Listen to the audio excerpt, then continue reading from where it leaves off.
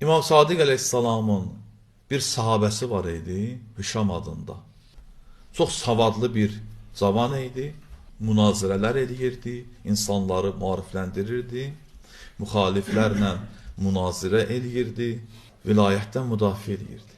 Bir gün bu cavan Həzrətin huzuruna daxil olanda İmam-ı Sadiq o əzəməti ilə rəis-i məzhəb Allahın yer üzərində olan höccəti qalxdı ayağa. Bir cavan 22-23 yaşında gəlir İmam-ı Sadiq o əzəməti ilə. Həzrət qalxdı ayağa. Dedilər, Yəbnə Rasulillah, siz nə qədər bu cavana ehtiram edirsiniz?